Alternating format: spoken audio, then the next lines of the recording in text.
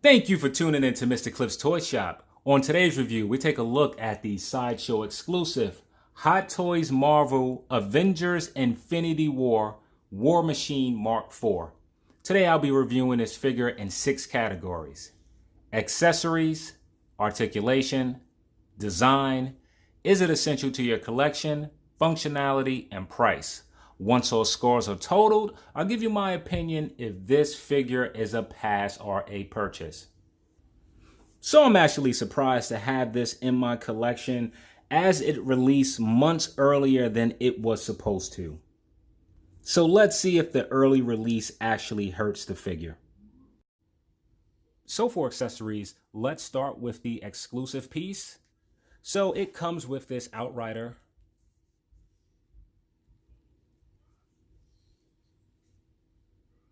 which is an okay piece. Really something I wasn't looking for. And if there was a version that didn't come with this piece that was cheaper, I would have purchased it. I know that there's a market for this and there are some collectors that would love to have this in their collection. I'm simply not one of them. It also comes with this base and stand that I want to show for a moment because this is trash.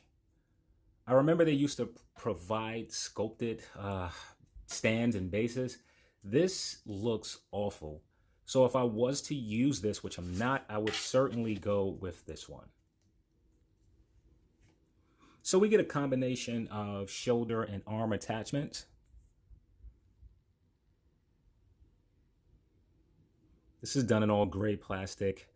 And if you look closely on all of the weapons, the figure itself, there's a camo design going across. It should be more apparent in larger pieces. So this piece here looks a bit better. There's some silver.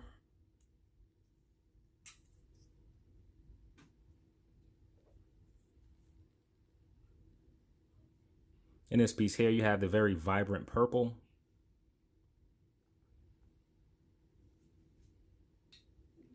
This I really like. I haven't seen this before with the War Machine. So this is what I'm assuming to be bullets or compact missiles. But I really like this. The gold is very vibrant. You get a combination of 8 hands in total.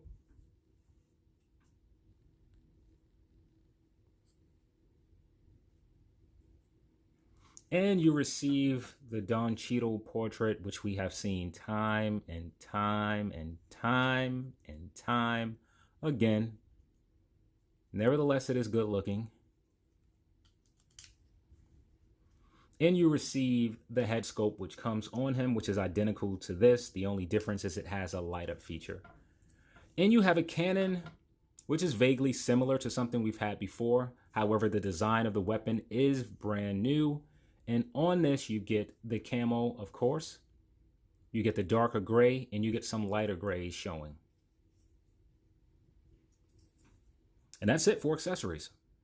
So for accessories, there isn't a lot of new. For me, there's absolutely no wow factor to these accessories, and they feel very recycled. If you have collected previous War Machines, it's hard for anything that's giving to us to stand out. I really wish they would have included some of the effect pieces, such as the ones that are coming with the War Machine Punisher. That would have helped to make something that's old feel a little bit new. So for accessories, I'm giving War Machine a 7 out of 10.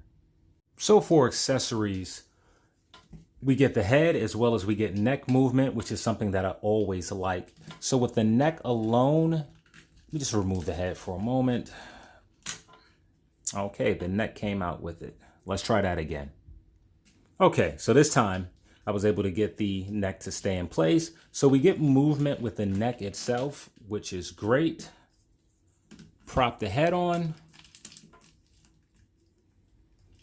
You're able to rotate the head a full 360 if you choose to. It drops down that much. Up, very, very disappointed in that, especially being that we have neck movement. But this is as far as you get the head to look up. And for a flying figure, I would want his eyes to be about right here.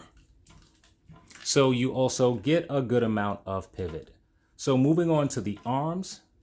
The arms come up exceptionally well. And this seems to be a thing with Hot Toy Iron Man and War Machine figures. You do get good range of movement with the arms extending up. They're able to rotate a full 360. You do have a butterfly joint, which works very well, backwards and forward. You do have upper rotation. Single jointed, I believe. Single jointed elbows bending in about this much. The arm is able to rotate, however, no rotation at the wrist. The hands do rotate as well as pivot up and down and side to side. Moving on to the torso, you get excellent range. This is perhaps the best that I've seen any Iron Man base figure from Hot Toys do, so I'm very happy with that. You get a decent amount of pivot. The figure is able to lean backwards a little bit, forward that much, and you get absolutely no rotation at the waist. So moving on to the legs, let me back the camera up a little bit for this. That's much better. So with the legs, they're able to stretch out about that much. However, there are small pieces or tabs that you can lift up, which will allow the legs to stretch out much further. So this is the part that gets me. We have more articulation in the legs here with these Iron Man based figures than we do with such figures as Batman and Spider-Man. That drives me absolutely crazy about Hot Toys. In addition, we get about this much movement forward, which isn't bad. However, you have an option to extend the leg. And once you extend the leg, you're able to get added range.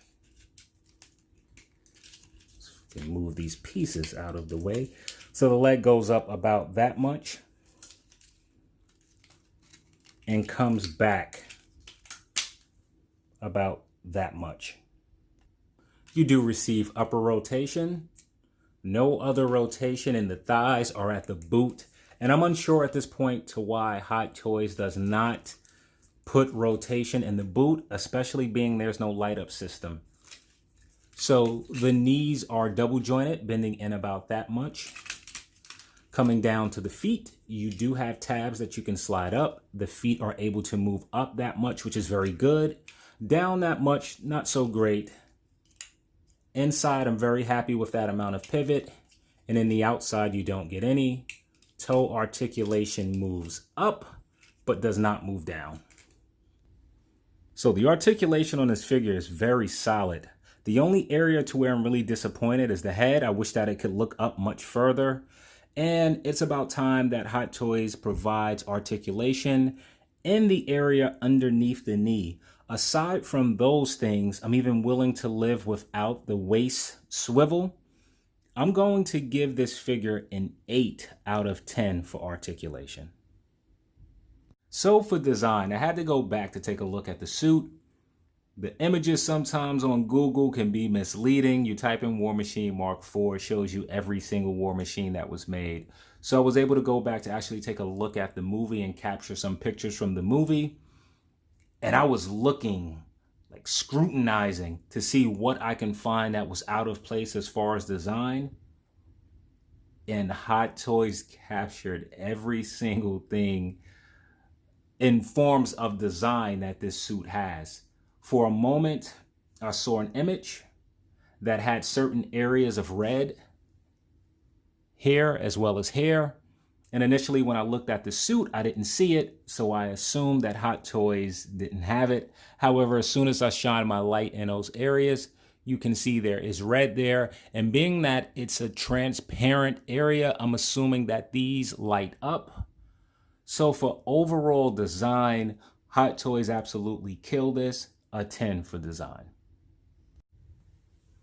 So is this War Machine essential to your collection? It is such a tough thing to say. Reason being, we have a War Machine in each version of the Iron Man movies, in each of the Avenger movies with the exception of the first. So which War Machine is the definitive one? We have a few versions of the Mark 1. We have the Mark 2, which is probably one of my better Hot Toys Iron Man figures. We have the War Machine version 3, which is an absolute beast. And now we have this one before you. We also have the Iron Patriot, if you decide to count that. And we have the Iron Patriot Mark II, which I must add to my collection. So it's hard for me to say that this is essential when we have so many other pieces to choose from. So if there was one War Machine that I would have to have above all others, it would be the Mark II. So as far as this one being essential to your collection, I'm going to give it a 7 out of 10. So for functionality, we have a few things to cover. I did not read the instructions, so I may be here for quite some time. So the first thing that I want to start with would be the head. So this is removable and held in place by a magnet. Okay, maybe I have the wrong hat on. So I definitely have the wrong hat on. However, we will use this one. So this faceplate is held in place by a magnet. So simply pull and it removes, giving access to Brody himself. And you can also place this on top and it acts like a visor. So this is something that I really like. I like the magnetic system. So now moving on to this has a light up feature. And for those of you who watch my videos, you know, with Hot Toy figures, I do not install the batteries. It's not that I don't like how it looks. For me, the process is just too cumbersome. And we're going to talk about that a little bit. So the batteries are able to be installed by removing this part of the head scope, if I'm not mistaken.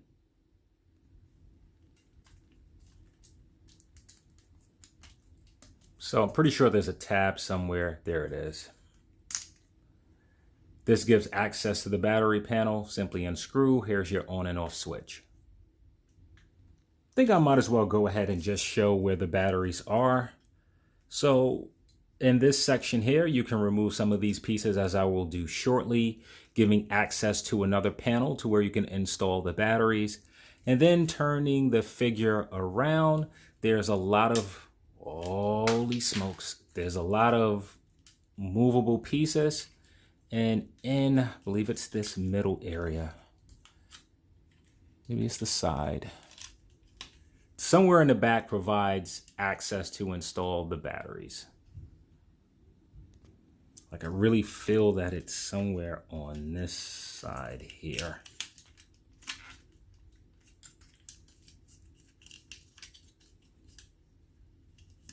Yep, it's right here. Let's see if I can slide my finger in here.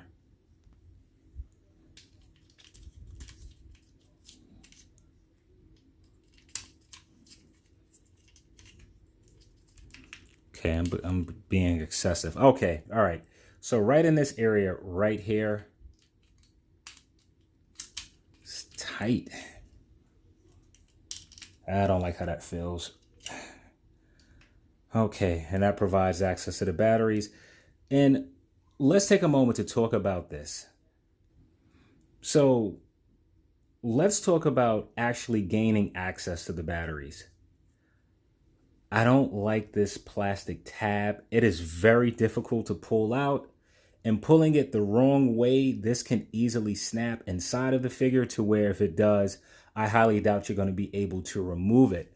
I just don't understand why Hot Toys doesn't incorporate the same system that's used here with the metal and the magnet to use the same thing to cover all of the areas that have batteries.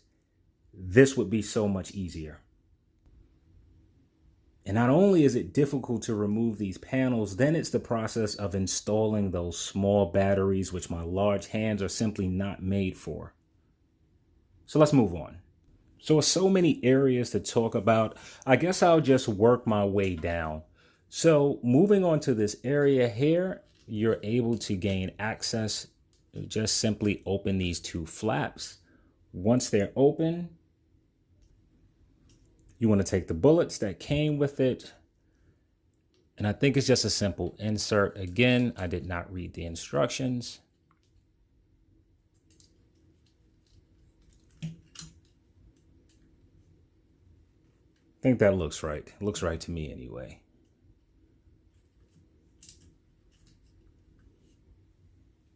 And that looks good. Let's see if you can close it with them inside. You cannot close it with them inside. So just continuing in this frontal area, this chest plate is removable, held in place by those tabs, which I don't like. This should have been magnetic. So it exposes a chest area with some circuitry. Normally this looks well with Hot Toys figures. I feel like this time around it looks very cheesy and rushed. However, it does give access to what looks like LED lighting. So I really like how that looks in the inside. And simply to place this piece back on, you just find the grooves and push it in place like so. So continuing in this area, I love the fact that these panels slightly raise, giving access to the legs to get more added movement. So that is a great idea for engineering right there. Coming to the side with the arms, of having the shoulder pad actually attached to the arms allows for more movement, allow you being able to get the figure to raise his arms like so. So that's also good.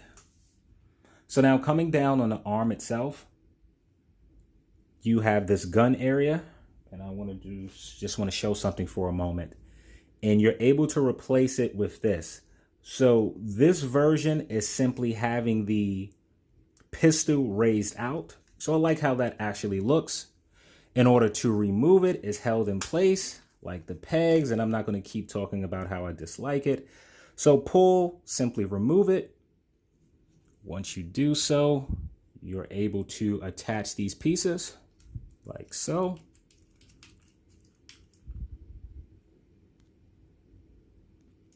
But you're not finished. If you raise the arm, you're also able to remove this piece as well. Simply get your fingers in an area to where you can pry the plastic. Mine's just fell out. And it can be replaced with this piece. And you simply attach it like so. I think I'm working away from my lights. Let's see if I can just add some light here so you can see what I'm doing. So I'm just going to push this piece all the way in. And just to give you an idea of how it looks versus the normal version. Normal version with extra accessories added. And that looks very good. So continuing our way down, you're able to get extra added range of movement simply by pulling on the legs. So that's also a great design. And if you work your way down, you have some flaps on the legs that can be moved. And take a look at this. Wait a minute. So the feet can actually be pulled down. It doesn't move that much further down, but it does give you a little bit added movement. Maybe you can see as I push it up. Barely. And just turning the figure around. So looking at the back, you have these flaps which open like so. And if you turn him forward,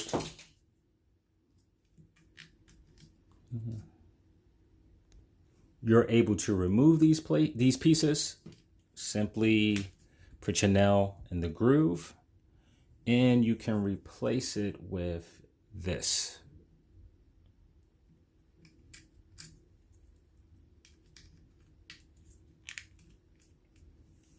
And this is how it looks attached.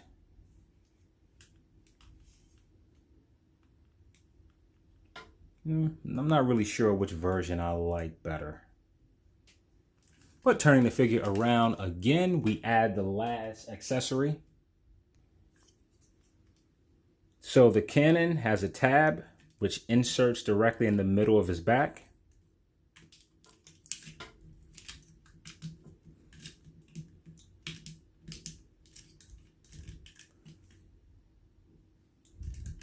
And you're able to, actually, this feels a bit tight.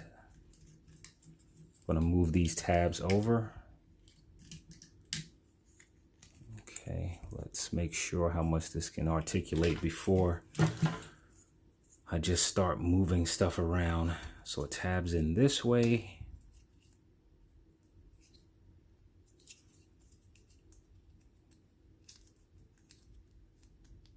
All right, so that rotates, this rotates, but it doesn't appear that any of it lifts. So I'm going to go back and insert it in the middle.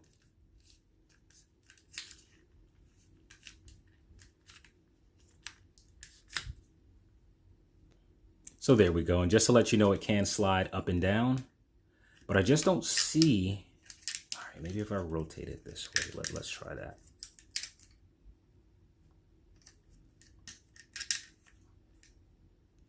Okay, so I'm gonna try to rotate this part around like so.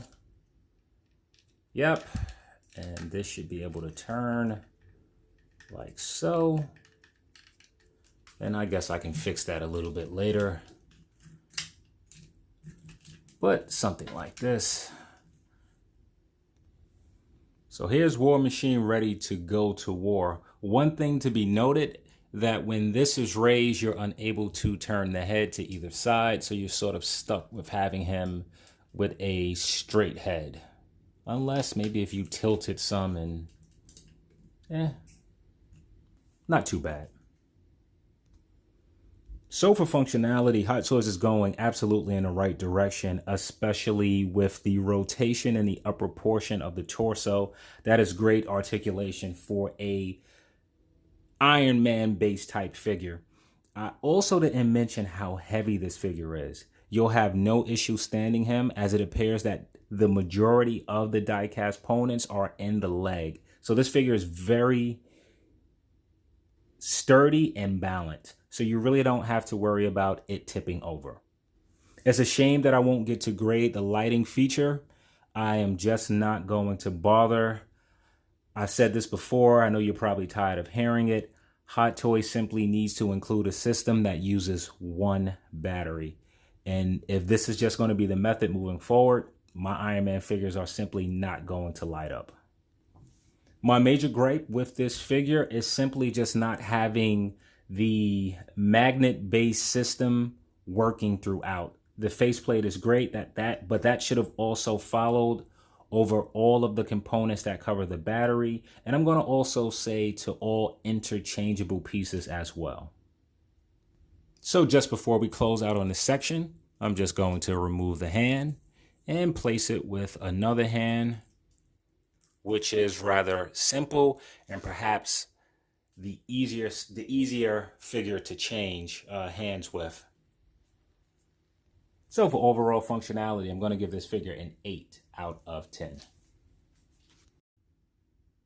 So for pricing, War Machine comes in at a staggering $415, and that is before shipping. Add in the shipping cost of over $20, and you're looking at a price point of approximately $440. That is a lot of money for a 6-scale action figure. It is to the point to where Hot Toys Iron Man figures are soon to be close to the price point of that of Hot Toys 1/4 scale figures, and that is just absolutely absurd. So now, is he worth the staggering price point? Well, first of all, let's see what he comes with. The majority of the accessories are recycled. There's truly nothing here that's a wow factor. So is he worth the price of admission? Well, first, let's see what he comes with. The majority of the accessories are recycled. So there's absolutely no wow factors to these accessories that we get. There are some improvements with functionality and articulation, but does that warrant a 20 to 30 hike in price? If you already own a few war machines in your collections, then perhaps you want to skip out on this. If you do not own any war machines and you're thinking about purchasing, and if you look backwards, the other war machines that are currently sold out are perhaps at this price point or more. So you're left with a very difficult decision. So for pricing, I'm going to give War Machine a 6 out of 10. That should give him an overall cliff score of, now is he a pass or a purchase? It depends how much money you got. It depends what type of collection you have. So for me, who have the previous war machines, I'm going to say that this one is a purchase.